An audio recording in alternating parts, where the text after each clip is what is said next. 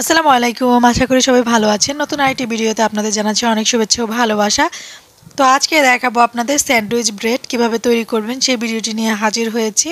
তো শুরুতেই দেখতে পাচ্ছেন আমি যে ব্রেডটি বানিয়েছি এটি মূলত এটি হচ্ছে স্যান্ডউইচ ব্রেড। তো সেটাই আজকে আপনাদের তৈরি করে দেখাবো, এটাতে কত খরচ হবে সব কিছু বিষয় নিয়ে আলোচনা করব আর কি। তো দেখতেই পাচ্ছেন রুটিটা কিন্তু অনেকটা সফট এবং অনেকটা নরম হয়েছে। তো আপনাদের প্যাকেটিং সহ কতটুকু ওজন হয় সব কিছুই আজকে জানাবো। তো চলুন ভিডিওতে আমি চলে যাচ্ছি, একেবারে A to Z দেখাচ্ছি। তো আপনারা সবাই ভিডিওটা অবশ্যই পুরোটুকু দেখবেন আর আমার চ্যানেলটাকে সাবস্ক্রাইব করে পাশে থাকবেন। তো শুরুতেই এইখানে আমি দুধ নিয়েছি। তো হাফ কাপ পরিমাণ দুধ নিয়েছি, কুসুম গরম আর কি দুধটা হবে। তো এখানে 3 টেবিল চামচ পরিমাণ ইস্ট দিয়ে দিচ্ছি আর এখানে 3 টেবিল চামচ পরিমাণ চিনি দিয়ে দিচ্ছি। তো পানির তাপমাত্রাটা এরকম হবে, পানি বা দুধ আপনারা যাই ব্যবহার করুন না কেন সেটার তাপমাত্রা এরকম হতে হবে যেন সেটা গরমও না হয় আবার ঠান্ডাও না হয়, এরকম পর্যায়ে। তো এখানে আমি ডিম দিয়ে দিচ্ছি আর এখানে আমি আটা ব্যবহার করছি। অল্প অল্প পরিমাণ আটা ব্যবহার করবেন, কারণ আটাটা কতটুকু পরিমাণে দিতে হবে সেটার কোনো নির্দিষ্ট পরিমাপ নেই।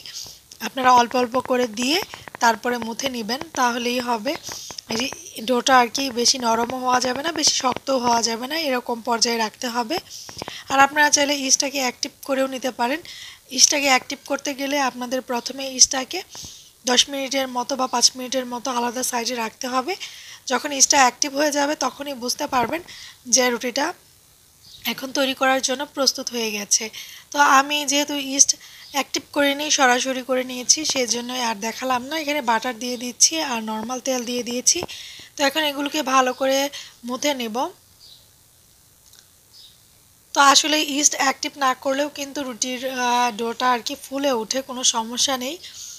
ইস্ট অ্যাক্টিভ করলেও রুটির ডো ফুলবে আর ইস্ট অ্যাক্টিভ না করলেও কিন্তু রুটির ডোটা ফুলবে, শুধুমাত্র কুসুম গরম পানি যদি হয় তাহলে। তো এই যে দেখুন আমি এটাকে আবারও ভালো করে মুথে নেব। ভালো করে মুথে নেওয়ার পর ইস্টটা মোটামুটি এই যে দেখুন এরকম হয়েছে ডোটা আর কি ফুলে।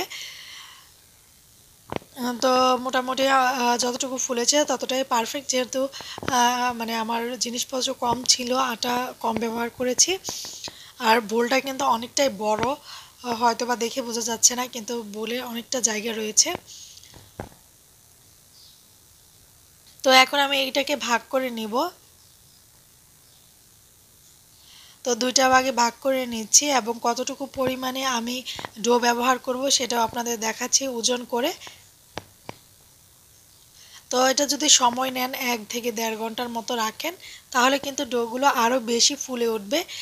যতটুকু গরম তাপমাত্রা এটা রাখবেন ততটাই ফুলে উঠবে। তো এখানে আগে থেকে আপনারা সকালে যদি ডো গুলেন তাহলে দুপুরে বা বিকেলের দিকে রুটি বানানোর চেষ্টা করবেন, তাহলেই কিন্তু আপনার সুন্দর পারফেক্ট সফট রুটি হবে। তো ইমার্জেন্সি করলেও কিন্তু মানে মোটামুটি ভালোই হয়, খারাপ হয় না। তো এখানে আমি 140 গ্রামের মতো ডো নিয়েছি, মানে 140 থেকে 120-30 এরকম হলেও হবে, সমস্যা নেই। তো আপনারা 100 থেকে 140 গ্রামের মতো ডো নিতে পারেন। তো এখন এটাকে ভালো করে মুথে নিচ্ছি, আর যদি আরও বড় করে বানাতে চান তাহলে আরও বড় করে ডো নিতে পারেন। তো আমি এরকম করে সুন্দর করে এটাকে লম্বা লম্বা করে নিচ্ছি, তো যেন কোনো প্রকার ফাটা না থাকে, তাহলে কিন্তু সেইগুলো যখন ফুলে উঠবে তখন কিন্তু ফেটে যাবে। তো আমি ভালো করে চেপে চেপে নিচ্ছি।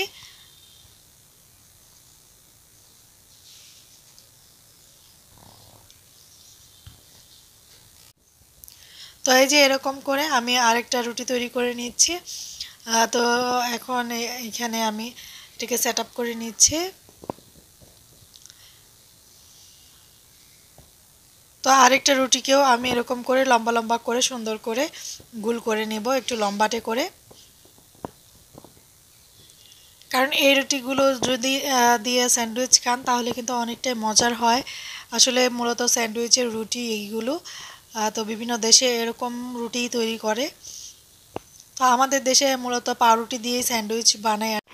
তো ওভেনে কিন্তু এরকম একটা স্টিলের মতো আরেকটা থাকে, তো সেটা দিয়ে আমি এরকম করে চেপে নিচ্ছি। রুটিটাকে আমি আগে একটু তয়াল দিয়ে ঢেকে রেখেছিলাম, তো এই যে এখন দেখুন, এখন এটাকে আবারও আমি তাওয়েল দিয়ে সুন্দর করে ঢেকে ডিম ব্রাশ করে নিয়েছি। আর এই রেকটাকে আমি তেল দিয়ে ব্রাশ করে নিয়েছি আগে থেকে, যেন এই রুটি থেকে বের হয়ে আসে। এই যে দেখুন রুটিটা তৈরি হয়ে গেছে।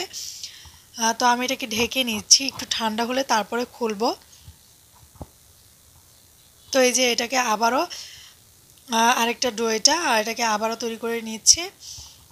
তো এটা আমি অন্য স্টাইলে করেছি। আমি তখন তো পুরোটা মানে এরকম স্ট্যান্ডটাকে রুটির ভিতরে রেখে ওভেনে তাপ দিয়েছি। এখন আর এরকম করব না, এটা বের করে নেব, তারপরে দেখি রুটিটা কী হয়। আসলে ওরকম প্রসেসটাই কিন্তু সুন্দর হয়েছিল রুটিগুলো।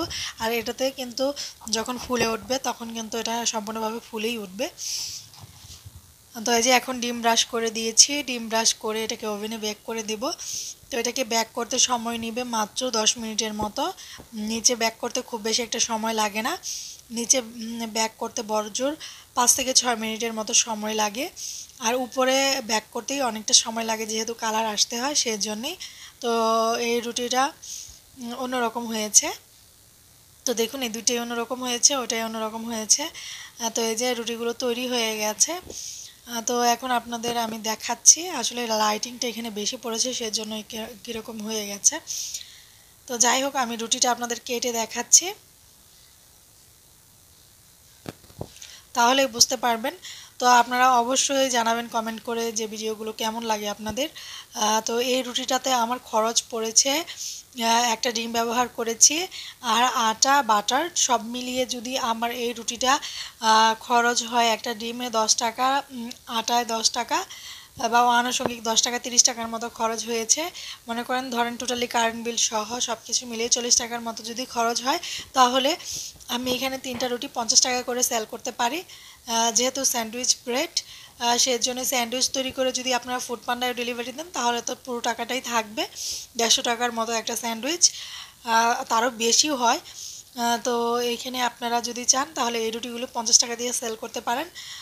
পাইকারিতে 50 টাকা করে সেল করতে পারবেন, মানে দোকানে যেখানে বিক্রি করবেন সেখানে, বা অনলাইনেও বিক্রি করতে পারেন। তো এক একটা গ্রাম দেখাচ্ছি আমি, এগুলোর ওজন কিন্তু অনেকটাই বেশি, তো আমি সেটাই দেখাচ্ছি। তো এই যে 107 থেকে 108 গ্রামের মতো হয়েছে, দেখতেই পাচ্ছেন।